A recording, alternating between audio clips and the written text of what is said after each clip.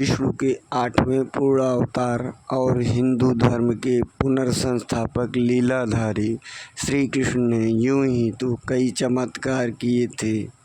जैसे जन्म लेते ही जेल के दरवाजे खुल जाना, यमुना में उफान के बावजूद यमुना द्वारा रास्ता देना, बहुत ही छोटी सी उम्र में पूतना, कालिया नाग, कंस, चाणूर और मुष्टिक का वध करना। लेकिन उन्होंने कुछ महत्वपूर्ण चमत्कार और भी किए हैं, उनके बारे में हम बताना चाहते हैं।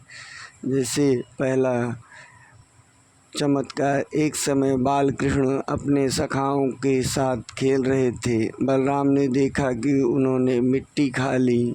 उन्होंने काफ़ी शाखाओं के ऊपर मिलकर माँ यशोदा से इसकी शिकायत की। यशोदा माँ तुरंत आई और कान पकड़कर पूछने लगी कि क्या तूने मिट्टी खाई। भगवान कृष्ण अपना मुंह बंद कर गर्दन हिलाकर बताने लगे कि नहीं खाई। माँ ने कहा, मुंह खोल, तेरा देखती हूँ कि खाई कि नहीं। कृष्ण ने मुंह खोलकर कहा, ये सभी मित्र झूठ बोल रहे हैं।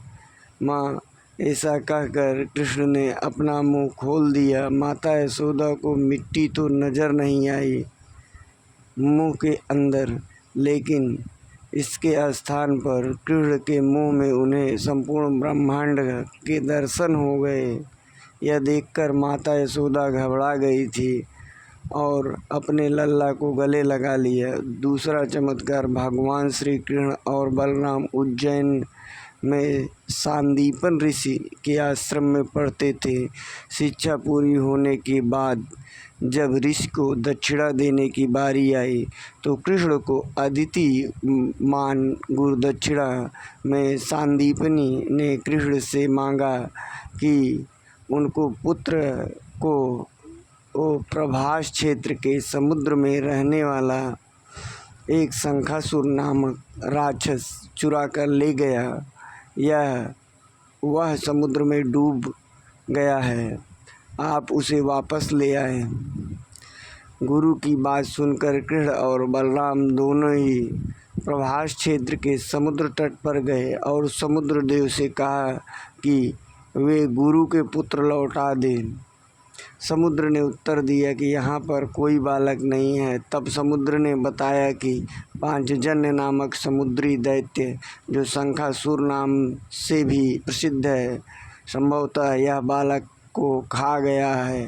कृष्ण बालक की खोज में समुद्र के अंदर वहाँ पर उतरकर पांचजन संख्य में छिपे दैत्य को देखा।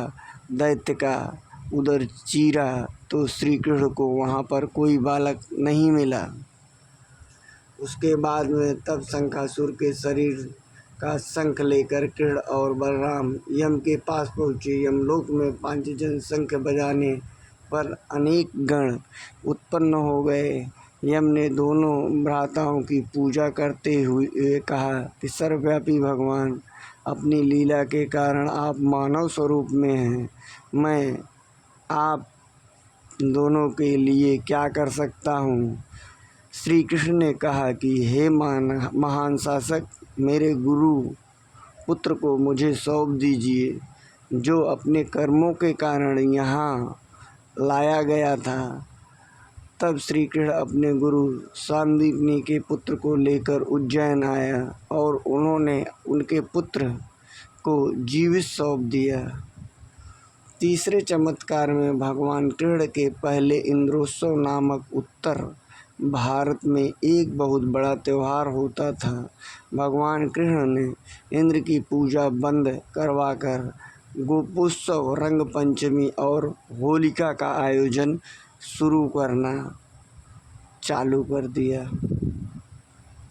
चौथा, महाभारत में द्रुटक्रीड़ा के समय युधिष्ठिर ने द्रौपदी को दांव पर लगा दिया और दुर्योधन की ओर से मामा शकुनि ने द्रौपदी को जीत लिया। उस समय दुशासन का बालों को पकड़कर घसीटते हुए सभा में ले आया। जब वहाँ द्रौपदी का अपमान हो रहा था तब भीष्म पितामह, द्रोणाचार्य, विदुर जैसे न्यायकर्ता और महान लोग भी बैठे थे, लेकिन वहाँ मौजूद सभी बड़े दिग्गज मुँह